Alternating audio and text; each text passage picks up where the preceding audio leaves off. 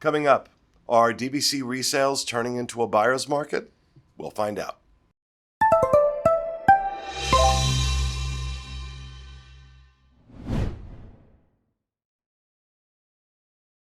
Hello, everyone, and welcome to this week's episode of the DVC Show, coming to you from the Bob Varley Studio in Orlando, Florida. I'm your host, Pete Werner, joined by my good friends Marissa Valaton. Hello, hello. Or Mariska Hargitay Peloton. There it is. See, I was nice to you on the live show. Yeah, I know, right? It's back. Everything's back to normal Here we now. go. And of course, Derek DeBoer is in the studio with us. Hey now. Our producer, Mr. Craig Williams, in the back. Oh, hi. And joining us via Skype, the lovely and talented Amy Krieger and her husband. Hello. that guy. And him. I think that's how we'll do that intro from now on. Well, welcome, folks. Just a reminder, this show, along with all the DVC content that we produce, brought to you by the World of DVC, which includes dvcresalemarket.com, which is a great place to go to buy your DVC resale contract. I've bought from them because I won't do this if I haven't. dvcrentalstore.com, which is a great way if you're thinking about DVC, or even if you're not thinking about DVC. If you want to stay in a DVC resort, spend a lot less than you're going to spend if you go through Disney Direct to get that one-bedroom villa. It's a great place to do it. Rent some points from dvcrentalstore.com. And, of course, monerafinancial.com, which makes it just a little bit too easy to get financing for your DVC resale contract. So please, if you like our content, please support our sponsors, because that's the way we get to do it. So, Paul came up with this idea for this show, and I'm intrigued. I'm intrigued. Who's Paul again? Oh, the guy that's next to the Amy. guy that's with Amy. Okay, good. Amy's +1 for the show. Are DVC resales becoming a buyer's market? And of course, when you have more sellers, more inventory than people wanting to buy it, it becomes a buyer's market. Of course, if you're looking at any real estate right now, it is pretty much all over the country a seller's market. You have far more buyers than you do sellers. So let me ask the experts sitting here at the table. Are we seeing the beginning of a buyer's market? Why don't you start, sales and marketing director? If we go back and look at like 2021 as a whole, we were listing we'd struggled basically to keep 100 contracts on the site without them being bought out. And then we just struggled to just put more up, and same with real estate, right? So we had more buyers than we could possibly have sellers for. And over this last month, we have about 400 listings on the site. So if we go back and say, okay, 100 listings is going to last maybe a week on the market, which is not enough. And that doesn't work for anybody really, because then the prices go up so much. So there's not enough inventory. The prices go up so much. So right now we have about 400, which is a good 4 weeks worth of inventory, which is exactly where you want to be when it comes to DVC and resale.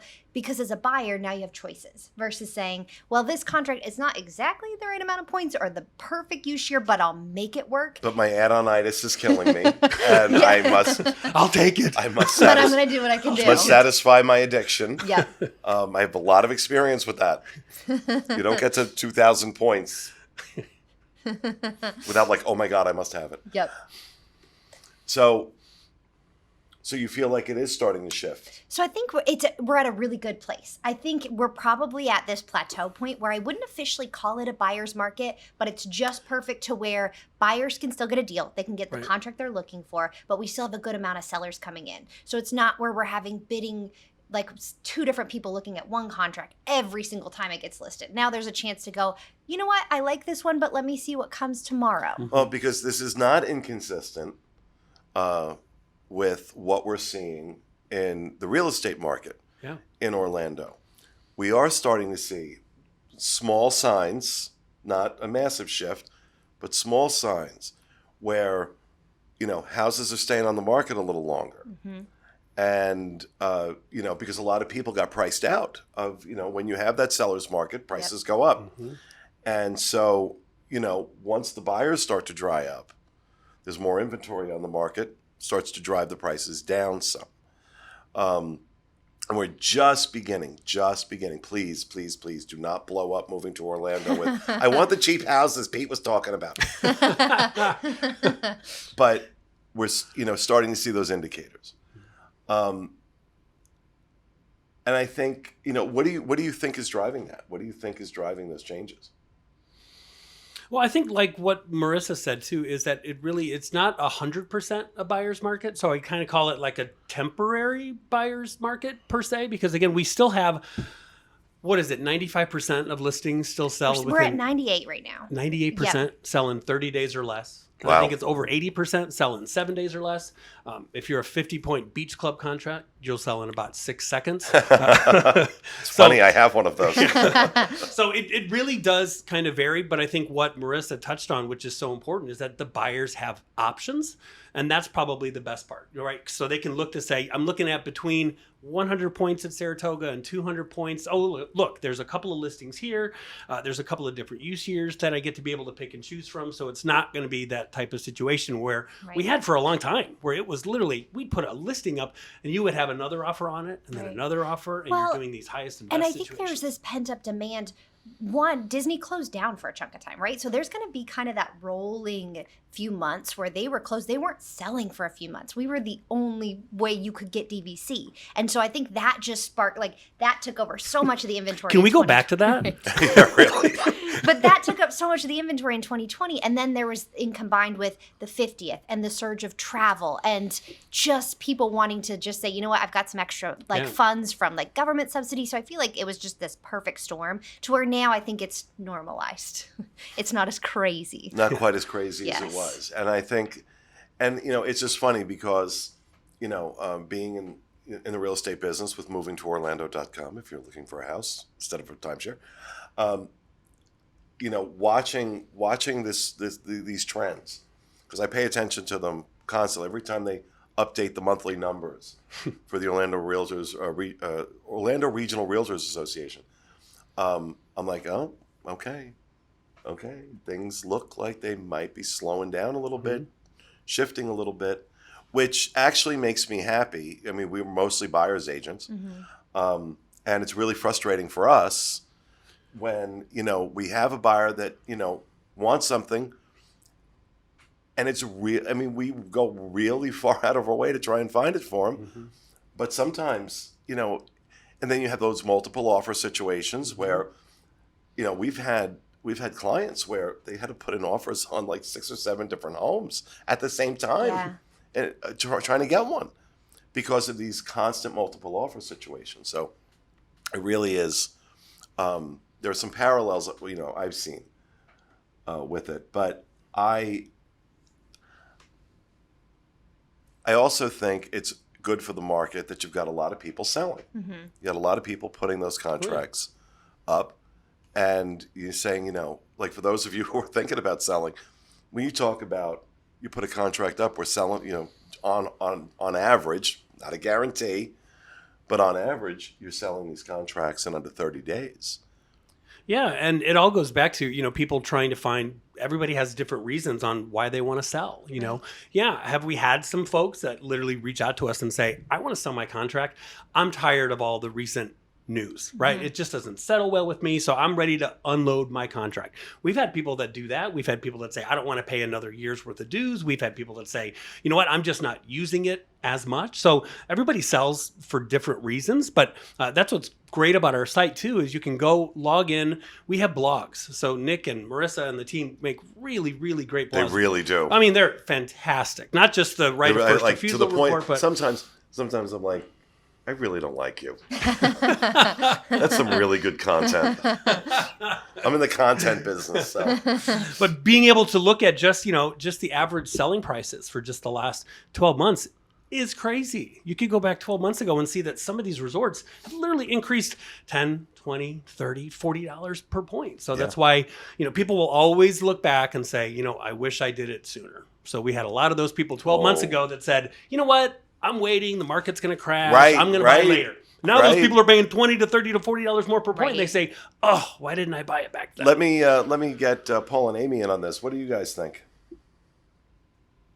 So I was reading one of Nick's blogs, and he's talking about how we're kind of, we are entering a buyer's market of sorts, but this is also just like kind of a normal seasonal time. So this is the time when people are starting to sell their contracts. A lot of it is before the beginning of the year, before annual dues come up. And then January through May is when, the busy season kind of starts up again. But another thing that's really different with DVC as opposed to, like general real estate, because I've been seeing a lot of what you're seeing in the real estate as well, because I've been researching for, we just bought a house and I've been writing for moving to Orlando, but we have Disney that steps in and purchases contracts back through right of first refusal. So they kind of have a way to keep the market, keep the value up. And I'm still surprised at some of the right of first refusal, purchases, some of the prices that we are seeing Disney take. They're still taking back, Old Key West at $125 a point. So I've been really surprised to see some of that. They're kind of keeping those prices still a little bit strong. But we are seeing, fluctuations of, some contracts you can get for a few dollars a point cheaper than you could in like July of this year. So I really think you go back to the past 2 years and what we've dealt with. And I've said this before, but if you were a family that typically took a Disney vacation yearly or every other year or something of that nature, you had some money that was probably banked because of everything that's gone on in the past 2 years.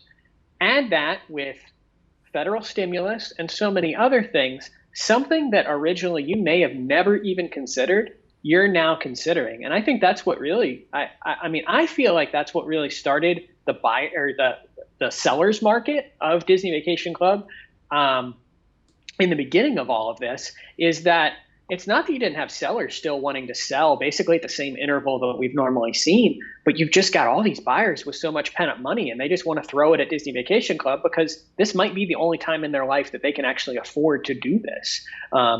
We hope, in terms of like, a pandemic and all that kind of stuff. But I think that we saw just a massive influx of buyers with money that for the first time in their lives, they were considering Disney Vacation Club as a real option to get back to traveling and to actually make something that they were already doing every year or every other year more realistic.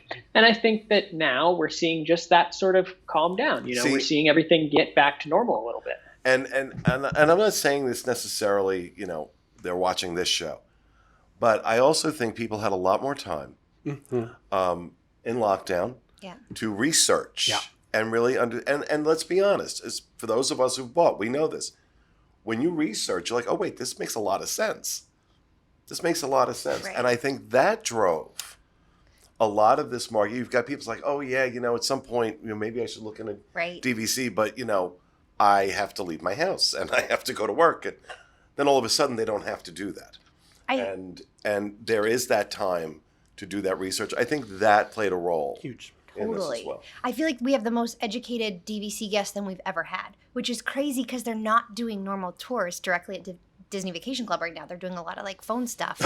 But I feel like the people that come to our site or on our chat or call us, they know everything. And you're right. It's the content that's put out online that they're able to go and watch shows like this and get so much information that wasn't there. There are no shows like this. I'm kidding. But and I think another thing to go back to kind of influx of sellers that we haven't talked about is the new email that Disney's been sending out to Old Key West members. Then they started with Saratoga and now they're doing Animal Kingdom. If anybody hasn't used their points in the last couple of years, they're emailing them directly saying, hey, are you interested in selling? And they're offering them this ridiculously low price of $80 to $88 per point. Yeah, we're going to do a whole show on that in a minute. Good. Because I'll save that for there. The timing of those emails, those emails started going out, and then like a week later, Terry Schultz was off on the farm. Right. And I'm like, I don't think this had anything to do with it, but I'm like, it was just, because it was how those emails were phrased. we always hate to see our members go, but get the hell out. Was basically Right. the gist of the email. But yeah, I don't want to Save wait. that. I don't want to. I want to save that for that next show because I got a lot to say about that. But look. Let's be honest. The pandemic has upended, especially the hospitality industry, in ways none of us could have imagined. None of us. And I just know from my own travel business, and I hate to keep using this word because I've grown to hate this word, had to pivot how we did things, how we looked at things. And when I see something like that coming out of Disney Vacation Club, I'm like, what are they up to? They're up to something. They're up to something. How did they pivot like that? What were they? Yeah, what's that pivot? What's the pivot? Right. What's the pivot? The main goal. But, I think I've only used my DVC points in the last year plus since they reopened. I haven't done hotel stays. I have never been happier being a member. Never. I love. And even though I got a lot of points, ain't enough. When you live here, so There's a true. whole new way to use them. and well, again, look, my situation's a little different, right? I have this business, it's a Disney-centric business. Got a fairly large family that likes to come down here. And, I put people up, and I always look for a reason to use those points. And again, because I have this and I do this, I can turn it into content, right? Which is great. That's like my job, and I love my job. So, but I think for me, and this may be driving some of it too, this past year has gotten me in touch with the things I love about Disney. And while I may have plenty to say about management and how they make decisions, at no point in time have I ever for a moment regretted being a DVC member. And I think I've appreciated it more over the last 18 months. And so, yeah, I think, and I'm excited because I'm always excited when, our DVC fan Facebook group, somebody comes on and I just passed right of first refusal on my first contract. I get really excited. I'm like, this is going to change how you vacation here. Yeah. This is going to change how you vacation here. You always have a life before DVC and then after Amen. DVC. Amen. 100%. Amen. I love it. Like I just, we had an event going on a few weeks ago, which is why I have no hair, because I shaved it to raise money for Give Kids the World, which I'll never do again. I mean, I'll raise money for Give Kids the World all sorts of ways, but I'm never shaving my head again. And this is also a snapshot into how sad my brain has become. As we're coming up on that event, I said, why didn't I book a room? Oh. Why didn't I book a room? I said the same thing. Oh, no, wait, no, this gets sad. This is a sad story. And I happened on just checking something out, happened to log in to the DVC member website and looked at my dashboard. Months before, I booked a cabin for that week. So we had a cabin for that week. That you forgot you had? That I forgot I had. No. No, this happens. No, it's really getting bad. I'm going to start tearing up for you over here. It's really getting bad. Look, and this is what my doctor says to me. This is what my friends say to me. You got so much going on. And I will not work with a personal assistant because I've tried and it doesn't end well. Because I don't like being handled. I don't like being managed. So there's just, but my mom was able to stay there.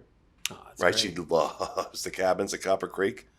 Honest to God, I don't think there is a better hotel room that I've ever stayed in anywhere in the world. And that's saying something because I've traveled a lot and I stay in nice places.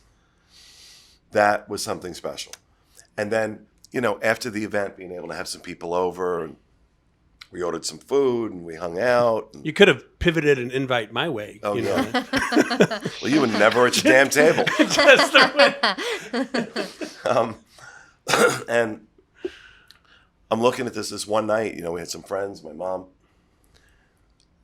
And I'm like, okay, this is what it's about. Right here, right what's going on right now. Now, again, my way of using it is a little different.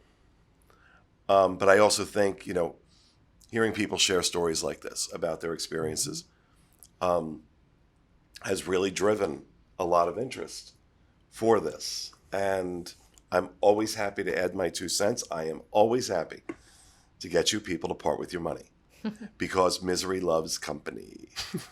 Okay? Because I'm buying them too. I have adonitis just as bad as you do. But it's a wonderful community to be in. It's a very interesting business to be a part of and to watch. I'm curious to see how things go. But all right, Paul, Amy, you have anything else you want to add?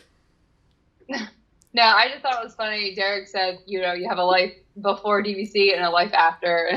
I think DVC derailed our entire lives. Oh, I think you've done okay.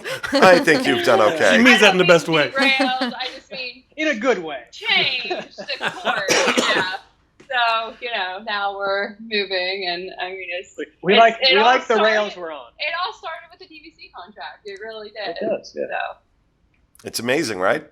It is amazing. And we can talk about the negative. We can talk about this is wrong and that's wrong. And right now, both Disney World and Disney Vacation Club are serving us up reasons to talk about that endlessly. But at the end of the day, we love it. We love it. And I may have issues with DVC management. We all have issues with DVC management. But I love the product. I love the product, and I've never regretted doing it. So, all right, I think that's a good place to wrap this show up, folks. Thanks so much for joining us. We hope you enjoyed the show. We'll see you again next week with another episode of the DVC Show. Have a great week, and stay out of the damn lakes.